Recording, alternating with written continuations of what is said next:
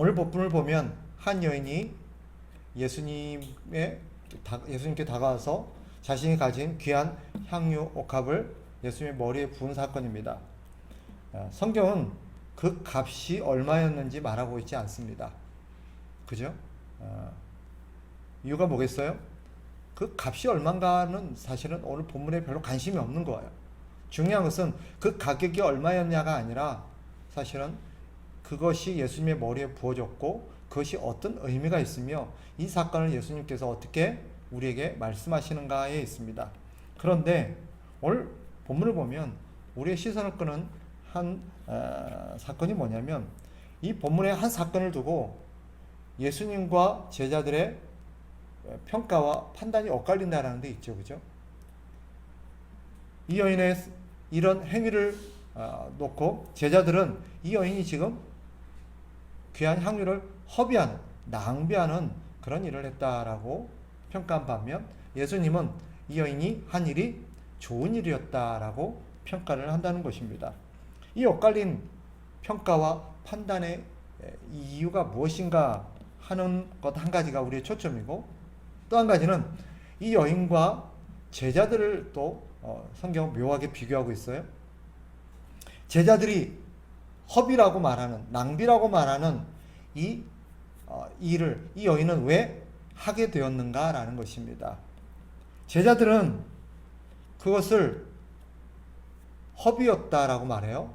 이유가 뭐예요? 차라리 그것을 예수님의 머리에 부어버리지 않고 팔아서 가난한 자들에게 나눠줬으면 훨씬 더 좋은 일이었을 텐데, 이 여인은 그것을 가난한 자들에게 주는 것이 아니라 예수님의 머리에 붓는 판단을 어떤 결정을 했다는 거예요. 선택을 했다는 거예요. 왜 그랬냐라는 거예요. 그것이 오늘 성경이 우리에게 주목시키는 또 하나의 관전 포인트입니다.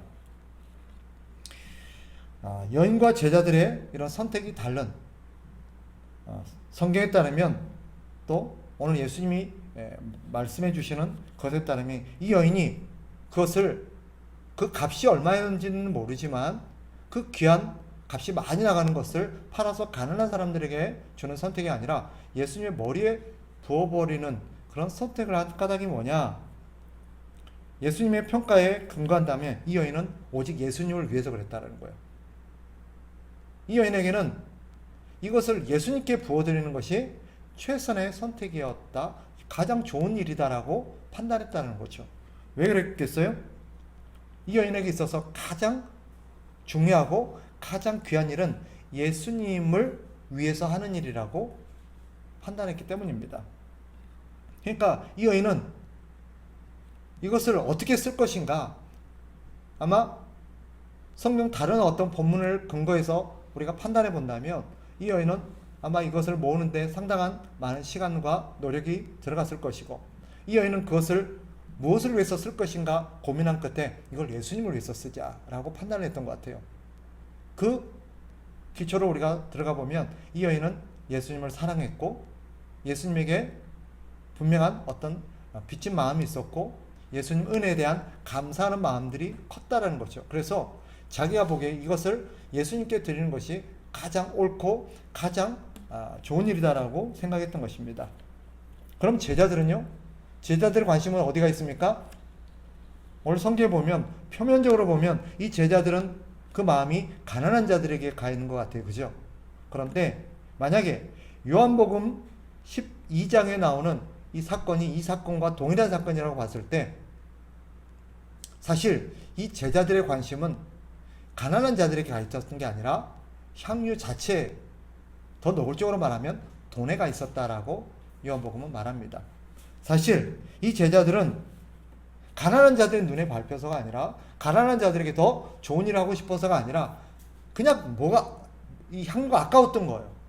예수님께 쏟아부어지는 저 돈이 아까웠던 거예요. 이것이 성경이 우리에게 말하려는 거예요. 왜 여인은 그걸 부었지? 여인에게 있어서는 이거보다 뭐가 더 중요했던 거예요? 예수님이 더 중요했던 거고, 이것을 팔아서 더 값어치 있는 일을, 가장 가치 있는 일을 하는 것은 예수님께 드리는 것이라고, 예수님께 부어드리는 것이라고 이 여인은 판단했던 것입니다. 왜요? 이 여인에게 있어서 가장 중요한 가치는 예수님이었기 때문에. 그런데 제자들은 그저 돈이 아까웠던 거예요. 예수님께 부어드리는 게 아까웠던 거예요. 왜 그랬을까요?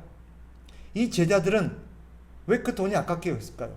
이 제자들에게 있어서 그 돈을 자기를 위해서 쓰고 싶었던 거예요. 저 돈이 있으면 내가 이것도 하고 저것도 할 수 있을 텐데, 가난한 자에게 나눠주겠다라는 것은 그저 표면적인 이유예요. 핑계에 불과한 거죠. 실제로는 저걸 주면 내가 이것도 쓰고 저것도 해서 나의 유익을 위해서 더 좋은 많은 일들을 할 수 있을 텐데. 그런데 우리가 주목해야 될 두 번째 관점이 뭐라 그랬어요? 이 일을 예수님이 뭐라고 평가하느냐는 것입니다. 제자들은 이 여인의 행위를 허비요 낭비라고 말했지만 예수님은 좋은 일을 했다라고 판단했다는 거예요. 이것이 우리가 주목할 일입니다. 결과적으로 오늘 본문이 우리에게 말하는 게 뭐예요? 사실 뭐가 좋은 일이냐는 거예요. 성도에게 있어서, 교회에게 있어서 사실 교회가 어떤 판단을 해야 되냐는 거예요. 교회가 무엇을 위한 어떤 선택을 해야 되냐 하는 것을 오늘 본문이 말하려는 거예요. 이 제자들은 교회잖아요. 그리고 성도예요. 예수님은 어떤 일이 좋은 일이라고 말해요? 예수님을 위해서 하는 일이 가장 좋은 일이라고 말하는 것입니다. 반면 성경은 이 제자들의 관점이 지금 어디에 가 있는가를 고발하는 데 또한 초점이 있습니다. 이 제자들은 사실 예수님을 위한 사람들이 아니라 사실 자신들을 위해 살고 있는 사람들이에요. 예수님을 따르고 있지만, 예수님과 함께하고 있지만 그들의 관심은 오직 어디에 있는 거예요? 지금 자기 자신에게 가 있어요. 돈에 가 있어요. 근데 이런 일이 오늘날 교회 안에도 똑같이 일어나고 있다는 거예요. 오늘 교회 안에서도 사실은 이런 일이 일어나고 있어요. 교회가 어떤 것을 하나 결정하게 되면 거기에 대한 판단이 엇갈려요. 그죠? 어떤 사람들 그거 왜 하냐, 쓸데없이 돈 아깝게. 근데 어떤 사람들은 이게 더 가치 있고 이걸 해야 된다고 말해요. 똑같은 일을 하는데 왜 어떤 사람들은 그걸 낭비라고 생각하고 어떤 사람들은 그게 바로 가치 있는 일이라고 말할까요? 이것을 우리가 생각해 보자는 거예요. 성경은 어디에 가치를 두고 무엇을 위한 선택을 하냐, 그 오직 교회의 유일한 선택은 예수님을 위한 선택이어야 된다는 거예요. 예수님을 위한 선택. 그것이 돈을 추구하고 자기 유익을 추구하는 사람들의 눈에는 낭비와 허비로, 쓸데없는 어떤 소비로 보여줄 수 있지만 그것을 예수님은 가장 귀한 일, 좋은 일로 평가한다는 것입니다. 그러니 교회가 어떤 선택을 해야 될 것인가? 교회는 예수님을 위한 선택을 해야 돼요. 오늘날에도 우리가 사실은 교회 안에서 수많은 사소한 결정들이 이루어집니다. 그죠? 예.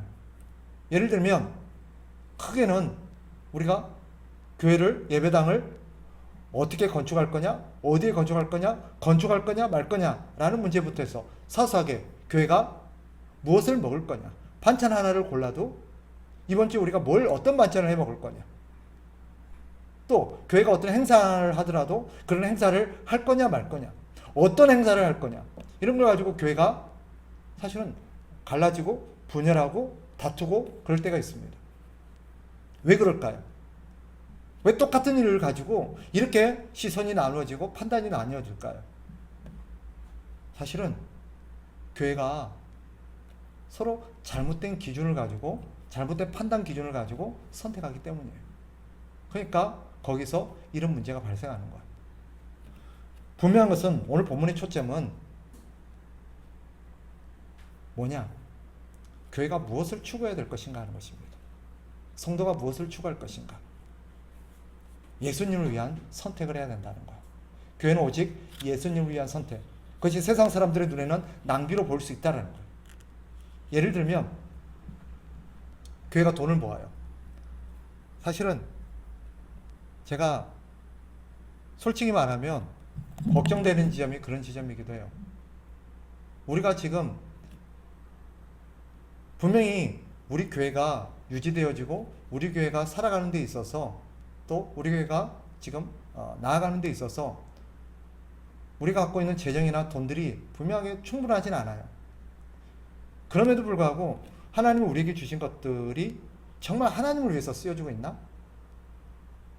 또 우리에게 시간들, 우리에게 주어진 시간들, 우리에게 주어진 시간들이 정말 하나님을 위해서 쓰여지고 있나? 우리가 선택한 것들이, 우리가 계획하고 우리가 추구하는 것들이 정말 하나님을 위한 선택인가?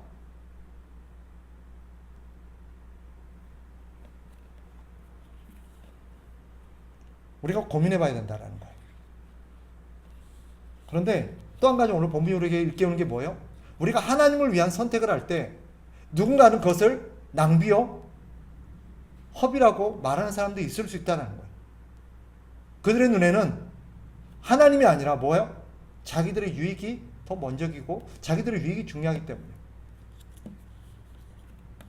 오늘 예수님이 그들을 꾸짖는 것을 우리가 주목할 필요가 있습니다. 좋은 일을 했다고 말해요, 이 여인이. 그리고 오늘 마지막에 뭐라고 말하냐면 13절에 이렇게 말해요. 내가 진실로 너희에게 이르노니 온 천하에 어디서든지 이 복음이 전파되는 곳에서는 이 여자가 행한 일도 말하여 그를 기억하리라. 이게 무슨 말인 거 하냐면 이 여인이 예수님을 위해서 한 선택, 예수님을 위한 선택이 사실은 좋은 일이요, 그것이 하나님 앞에 기억될 만한 일이요, 오직 하나님은 그런 것만 기억하신다라는 뜻입니다. 교회가 아무리 많은 일을 하고 교회가 아무리 많은 어떤 선택을 했다 할지라도 우리 주님의 눈에 기억될 만하고 우리 주님의 마음에 기억될 만한 일은 뭐예요? 오직 주님을 위한 일만 기억된다는 것입니다.